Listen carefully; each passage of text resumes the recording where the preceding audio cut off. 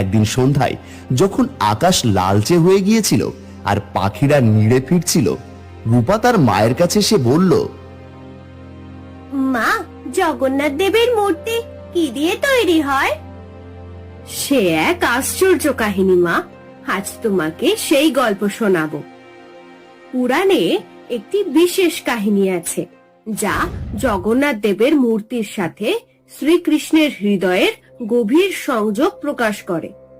এটি এক আধ্যাত্মিক রহস্য যা যুগ যুগ ধরে ভক্তদের মুগ্ধ করে রেখেছে।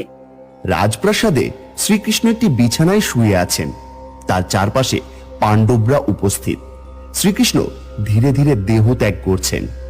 যখন শ্রীকৃষ্ণের লীলা শেষ হলো, তিনি দেহত্যাগ করে বৈকুণ্ঠে চলে যান। পাণ্ডবরা তার পার্থিব দেহের অন্ত্যেষ্টিক্রিয়া সম্পন্ন করে, কিন্তু আশ্চর্যের বিষয়, তার হৃদয় তখনও অক্ষত ছিল এবং তা জ্বলছিল। পাণ্ডবরা শ্রীকৃষ্ণের দেহ দাহ করলেন, কিন্তু আগুনে জ্বলন্ত হৃদয় স্পষ্ট দেখা যাচ্ছিল। পাণ্ডবরা শ্রীকৃষ্ণের হৃদয়কে সম্মান জানিয়ে তার নদীতে ভাসিয়ে দেন, কিন্তু সেই হৃদয় এক অলৌকিক কাঠের টুকরোতে পরিণত হয়। তারপর কি হলো মা? তারপর রাজা ইন্দ্রদুম্ন নামে একজন রাজা ছিলেন। তিনি বিষ্ণুর অনেক বড় ভক্ত ছিলেন। একদিন কি হলো জানিস? কি হলো মা? রাজা ইন্দ্রদুম্ন একটি রাজকীয় কক্ষে গভীর ধ্যানে বসে আছেন। হঠাৎ তিনি একটি স্বপ্ন দেখেন। স্বপ্নে তাকে বিষ্ণুদেব নির্দেশ দিচ্ছেন। স্বপ্নে তাকে বলা হয়, নদীর তীরে একটা পবিত্র কাঠের টুকরো আছে, সেটা জগন্নাথ দেবের মূর্তি নির্মাণে ব্যবহার করতে হবে। পরের দিন রাজা ইন্দ্রদুম্ন ঘুম থেকে উঠে নদীর তীরে যাচ্ছেন। সেখানে তিনি কাঠের টুকরোটি আবিষ্কার করেন।